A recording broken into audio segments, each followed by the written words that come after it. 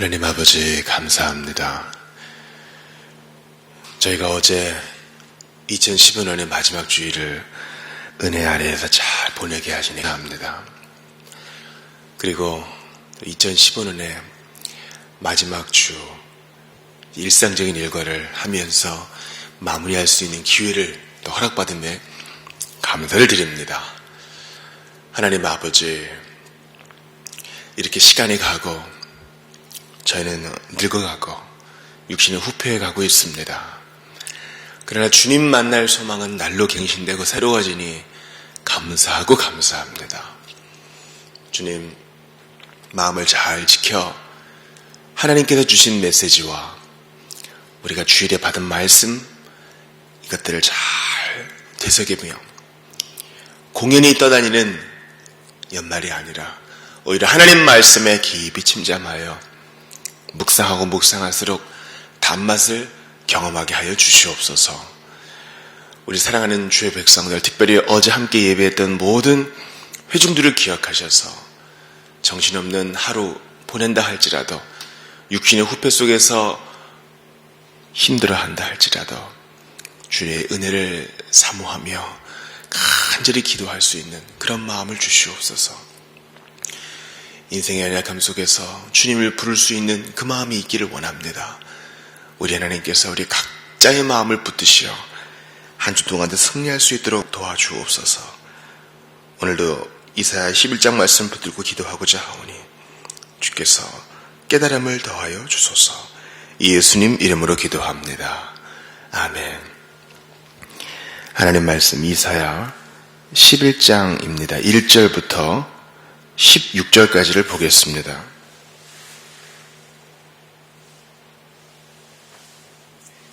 이사야 11장 1절부터 16절까지 말씀을 보겠습니다.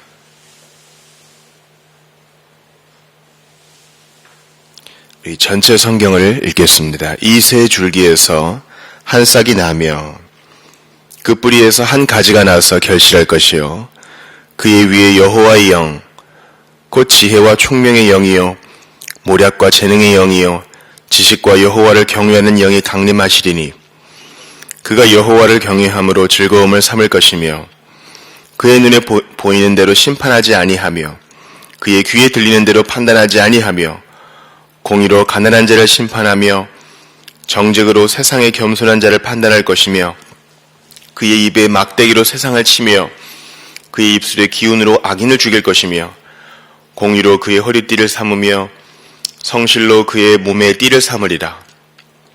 그때의 이리가 어린 양과 함께 살며 표범이 어린 염소와 함께 누우며 송아지와 어린 사자와 살찐 짐승이 함께 있어 어린아이에게 끌리며 암소와 곰이 함께 먹으며 그것들의 새끼가 함께 엎드리며 사자가 소처럼 풀을 먹을 것이며 독사의 구멍에서 장난하며 젖된 어린아이가 독사의 굴에 손을 넣을 것이라. 내 거룩한 산 모든 곳에서 해됨도 없고 상함도 없을 것이니 이는 물이 바다를 덮음같이 여호와를 아는 지식이 세상에 충만할 것임이니라. 그날에 이새의 뿌리에서 한 싹이 나서 만민의 기치로 설 것이요 영이 그에게로 돌아오리니 그가 거한 것이 영화로우리라. 그날에 주께서 다시 그의 손을 펴사 그의 남은 백성을 아수르와 애굽과 바드로스와 구스와 엘람과 시날과 하맛과 바다 손들에서 돌아오게 하실 것이라.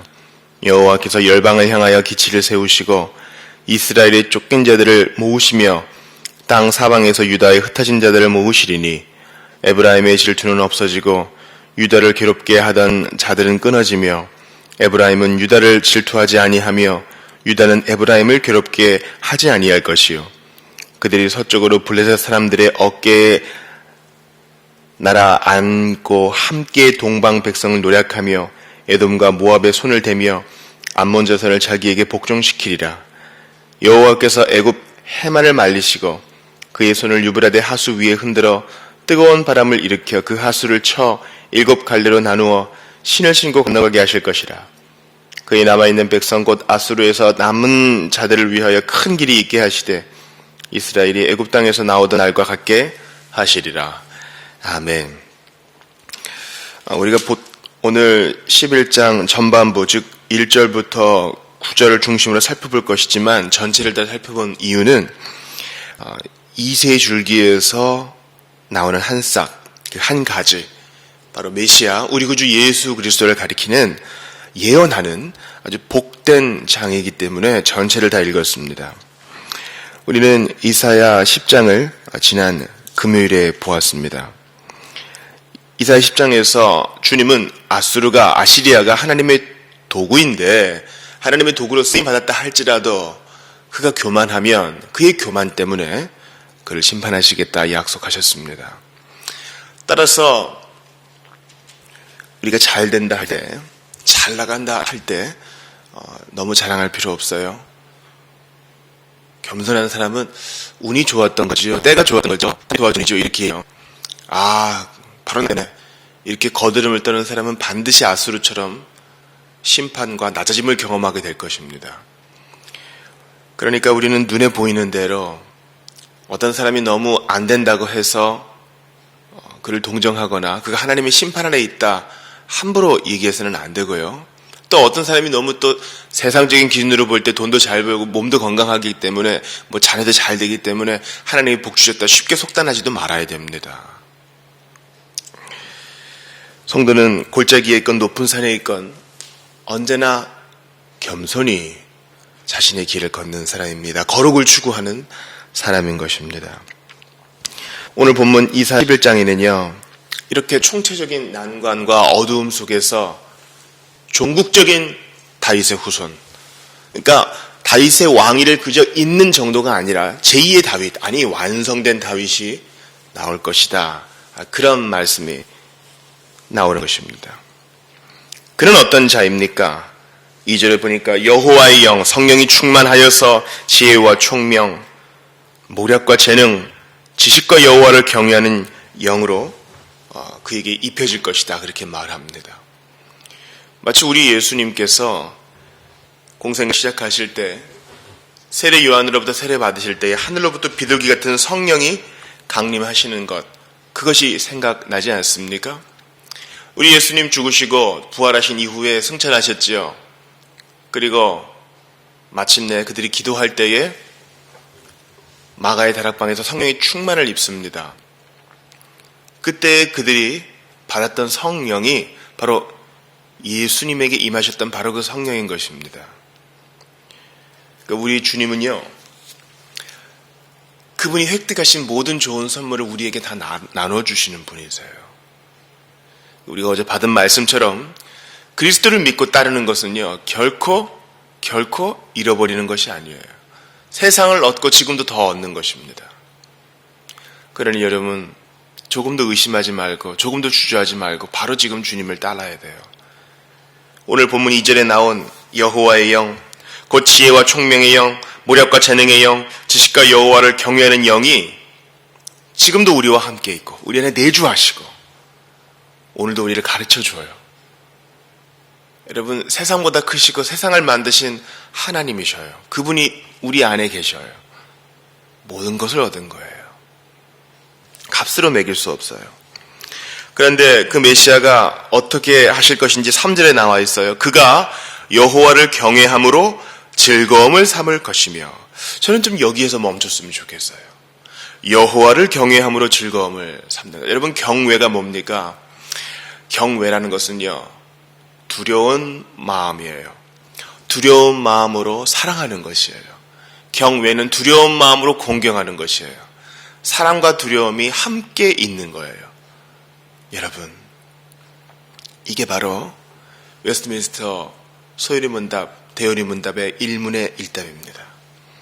인생의 제일 가는 목적은 무엇입니까? 바로 하나님을 영화롭게 하고, 이게 처음 나오죠. 그분을 영원토록 즐거워하는 것입니다. 이것은 하나이기도 하고 둘이기도 해요. 즉 여호와를 경외하는 것과 그분을 즐거워하는 것은 같은 말일 수도 있고요. 또 하나, 순서적으로도 경외하는 게 먼저 나와야 그분을 즐거워할 수도 있는 것이에요. 이 사실을 마음에 꼭 새기세요. 어찌 되었거나 주님은 영광 받으셔야 될 분이세요. 그분 앞에 합당한 존경을 드려야 돼요.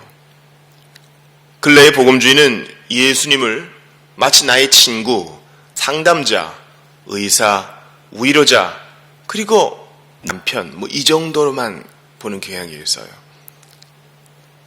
그런 부분이 없는 건 아니에요. 그러나 항상 기억해야 돼요. 욥이 마지막에 권고받은 것처럼 그분은 하늘에 계시고 우리는 이 땅에 있다는 것을 반드시 기억해야 돼요. 우리 예수님께서 기도를 가르쳐 주실 때 그 첫 말이 무엇입니까? 아버지. 아버지는 어디 계셔요? 하늘에 계신 우리 아버지예요. 따라서 그분 앞에 합당한 존경과 영예를 돌리십시오. 그때 그분을 즐거워할 수 있게 되는 것입니다. 메시아는 여호와를 경외함으로 즐거움을 삼습니다. 우리 예수님의 경외는 어디까지 이르렀어요? 죽음까지 이르렀어요. 십자가에서 대속의 일을 마치려 하실 때 아버지께서는 외면하셨죠. 잠깐. 그때도 경외하셨어요. 온몸으로 순종하셨습니다. 한 번도 떨어져 본 적이 없는 성부께서 외면하실 때에도요. 그것이 그분의 즐거움이었어요. 나를 보내신 이의 뜻을 행하며 그의 일을 온전히 이루는 것이고 나의 손이 이것이니 곧 주의 법도를 지킨 것이니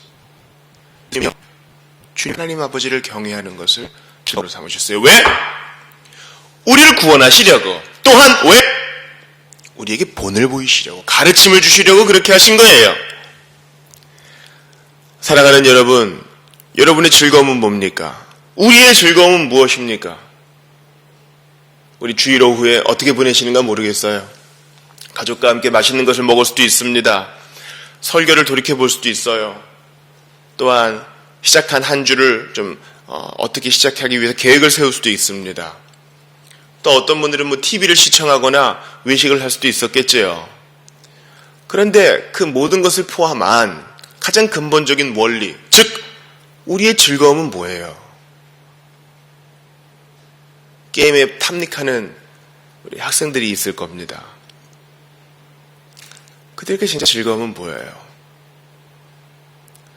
성도는요, 하나님을 경외하는 게 진짜 좋구나, 재미있구나, 즐겁구나, 복되구나 하는 것을 아는 성도는요, 그 나머지 예능이든 게임이든 돈이든 건강식품을 쫓아다니는 것이든 그 어떤 것이든지 다 우선순위에서 밀리게 돼요. 최고로 즐거운 게 있기 때문에, 최고로 맛있고 최고로 좋은 게 있기 때문에 다 나머지는 우선순위에서 밀려요. 우리 주님이 여호와를 경외함으로, 예수께서 여호와를 경외함으로 즐거움을 삼으셨다는 것은 대속의 일을 자원하에 이루셨다는 것뿐만 아니라 성도들을 위해서 모범을 보이셨다는 거예요. 여호와를 경외하는 것이 여러분 참된 즐거움임을 믿으시기 바라요. 그리고 한 해의 마무리, 새해의 시작, 여호와를 경외함으로 즐거움을 삼는 여러분 되시기를 바랍니다. 얼마나 좋아요. 많은 사람들이 오해합니다. 기독교는 예수를 믿는 것은요, 참으로 괴롭고 불편한 것이라고 생각해요. 대단히 큰 오해입니다. 담배도 못 피고, 그죠?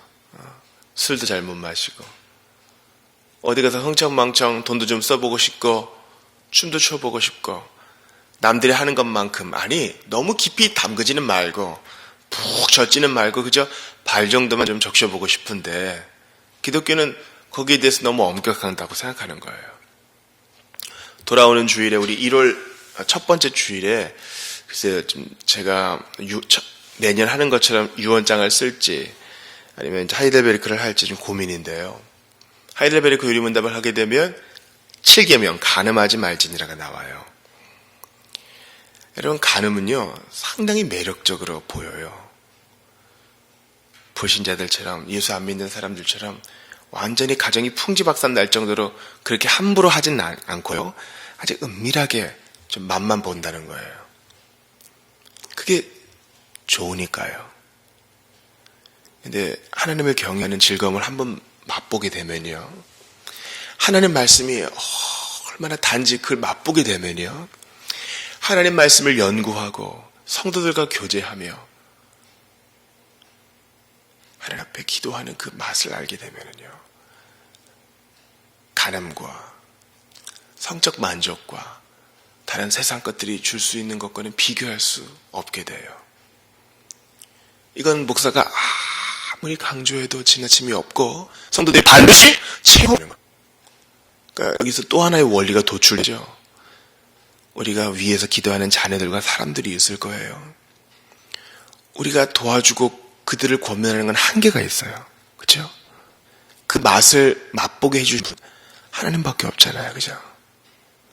예배 때 졸던 사람이 하나님 말씀 때문에 빛을 보고 눈을 번쩍 뜨는 거, 그거는요, 주님이 강권적으로 역사해 주셔야 돼요.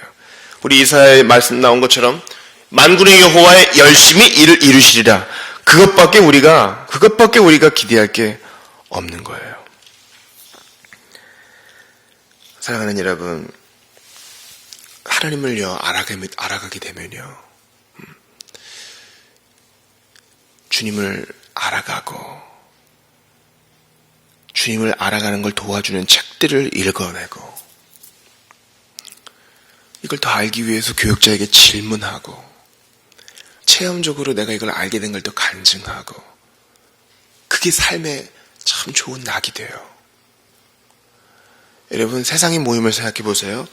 너무너무 가벼운 거 아세요? 목사님 안 그런 모임도 있어요. 물론 그렇겠지요.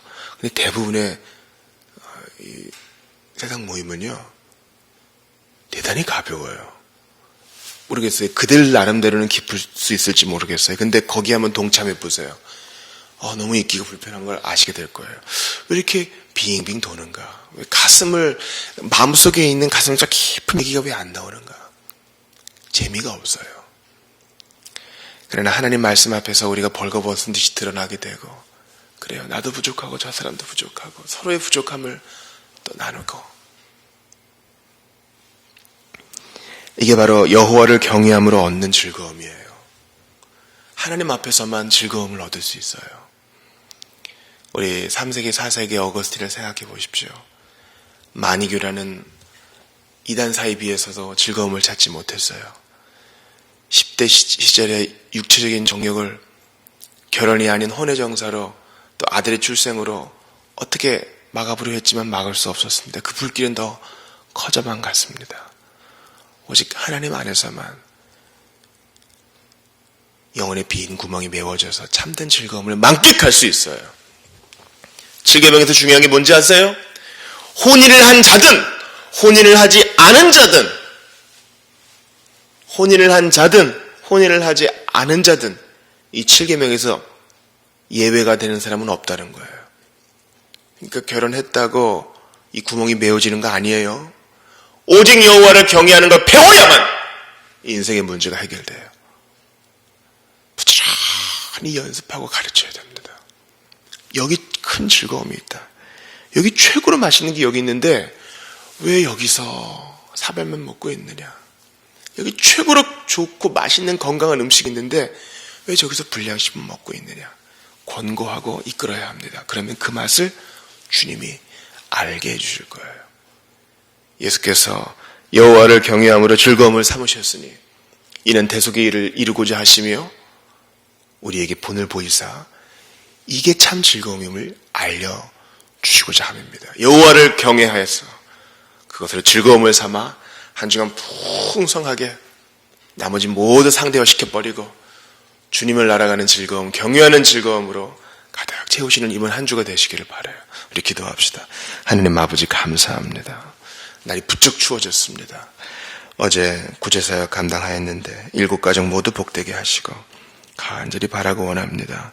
우리 성도들 이번 한 주 살아갈 동안 여호와를 경외함으로 즐거움을 삼게 하여 주시옵소서. 마태처럼 모든 것을 버려두고 예수를 따랐으나 아무것도 잃어버리지 않았습니다. 오히려 더 얻어 싸우니 주님 영광 받으소서. 기도하는 우리 성도들이 다 되게 하옵소서. 처음 온 우리 방문자들도 이번 한 주 지켜 주시옵소서. 예수님 이름으로 기도합니다. 아멘.